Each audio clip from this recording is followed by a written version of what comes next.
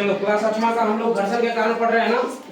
घर्षण के कारण का पूरा चैप्टर हम लोगों ने खत्म कर दिया था। कुछ इंपोर्टेंट क्वेश्चन कल वाले क्लास में हमने बताया था ना। आज हम लोग इसका क्वेश्चन आंसर कर लेते हैं, है ना। क्वेश्चन आंसर में जो तुम्हारा पहला क्वेश्चन है, आज देखो इससे पहले जितना भी इंपोर्टेंट क्वेश्चन लिखा है तुम लोगों को कल वाले क्लास में जो भी इंपोर्टेंट क्वेश्चन लिखा है, अगर तुमको पूरा चैप्टर पढ़ने का मन नहीं तो उसको पहले कम से कम एक बार देख लेना जरूर, याद कर लेना जरूर। जैसे वो कल लिखा है हम लोग लोटनी गति लिखा है ना, उसको कम से कम देख लेना क्योंकि वो पूरे चैप्टर में कहीं पे नहीं था, ठीक है ना। तो चलो आज पहला क्वेश्चन है कि कौन सा बल गतिशील गेंद की गति को मंद करता है। तो कौन सा बल करता है? घर्षण बल गतिशील गति को क्या करता है? मंद करता है।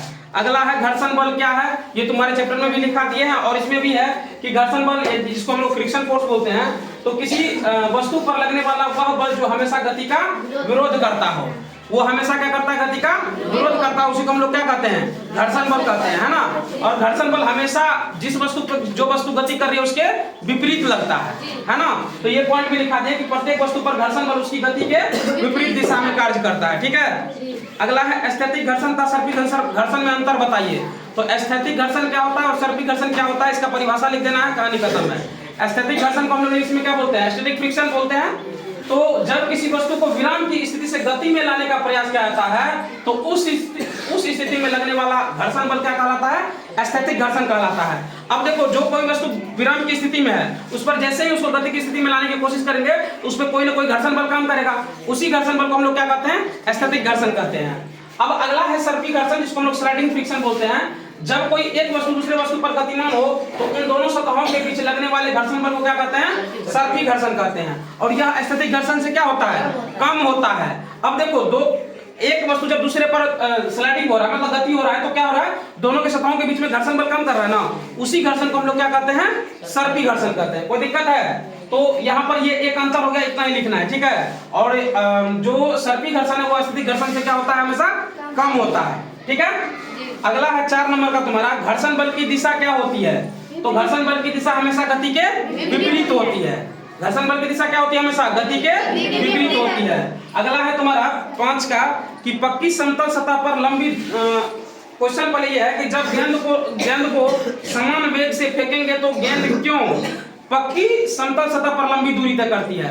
अब कह रहा है कि गेंद एक ही गेंद को सेम ही टाइम पे फेंक रहे हैं और जब उसका मतलब फर्स्ट चेंज कर दे रहे हैं तो वो पक्की समतल सतह पर लंबी दूरी तय कैसे करेगा?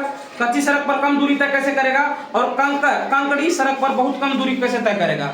तो इसका पहला कारण देखो, जब गेंद को समान वेग से फेंकते हैं तो गेंद पक्की समतल सतह पर लंबी दूरी तय करती है, क्योंकि पक्की समतल सतह की प्रकृति चिकनी होती है, जिसके कारण क्या होता है? घर्षण बल कम होता है, जिसके कारण वो लंबी दूरी तय कर पाता है।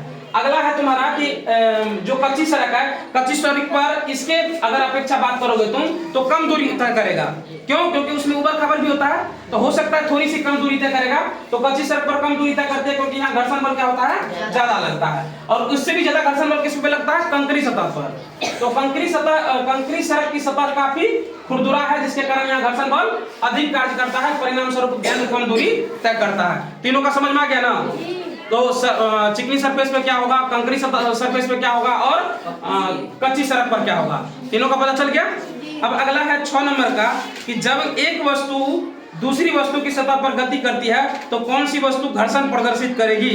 तो इसमें दिया है तुम्हारा ऑप्शन नीचली वस्तु की सतह, ऊपरी गतिशील वस्तु की सतह या दोनों वस्तु की सतह। तो क्या होगा? दोनों वस्तु की सतह, ठीक है। अब है अगला 7 नंबर में, खिलाड़ी द्वारा जूतों में कांटे का प्रयोग क्यों किया जाता है।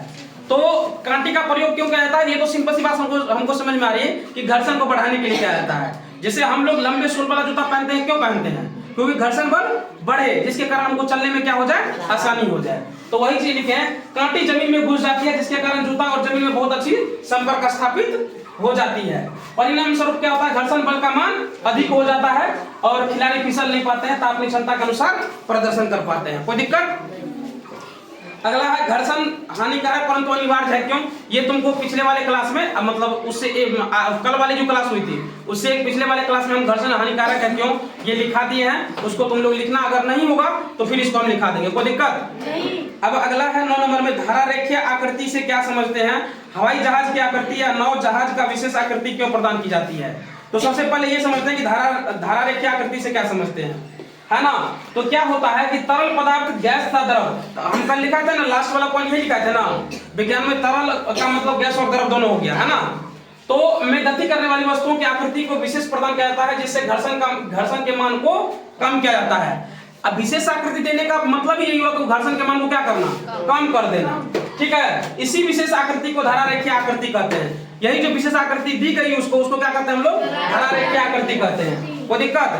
अब अगला है हमारा कि इसी में कहता है कि हवाई जहाज की आकृति या नाव जहाज को विशेष आकृति क्यों प्रदान की जाती है।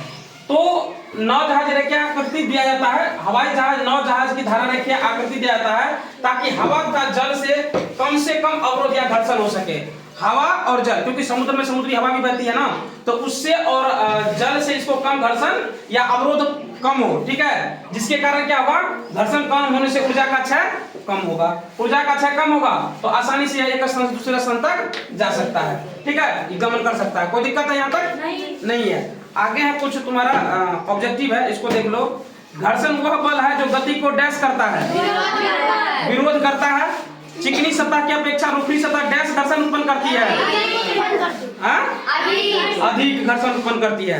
कैरम बोर्ड पर पाउडर के प्रयोग से घर्षण डैश हो जाता है, कम हो जाता है। तरल घर्षण को डैश करते हैं, घर्षण कहते हैं। हवाई जहाज की आकृति डैश होती है, क्या होती है, धारा रेखीय होती है। अब एक सत्य सत्य है कि जब किसी गेंद को किक करते हैं तो सदा के लिए लुढ़कती रहती है, असत्य है। घर्षण के कारण उष्मा ऊर्जा उत्पन्न होती है, सत्य। वस्तु के भार पर घर्षण का मान निर्भर करता है। स्नेहक के प्रयोग से घर्षण का मान घट जाता है, बिल्कुल सत्य, ठीक है। तो यहाँ पर हुआ तुम्हारा 8वां, ये जो छठा चैप्टर है ये पूरा खत्म हो गया। घर्षण के कारण काउजल फ्रिक्शन ये खत्म हो गया। अब अगले दिन हम लोग शुरू करेंगे नया चैप्टर जिसका नाम है सूक्ष्म जीवों का संसार, सूक्ष्मदर्शी द्वारा आंखों देखा। इसको समझेंगे और ये याद रखना, ये मोस्ट इंपोर्टेंट टॉपिक है क्योंकि ये इससे रिलेटेड तुमको 10th में भी क्वेश्चन देखने को मिलेगा, ठीक है। तो फिलहाल आज के लिए इतना ही रहने देते हैं।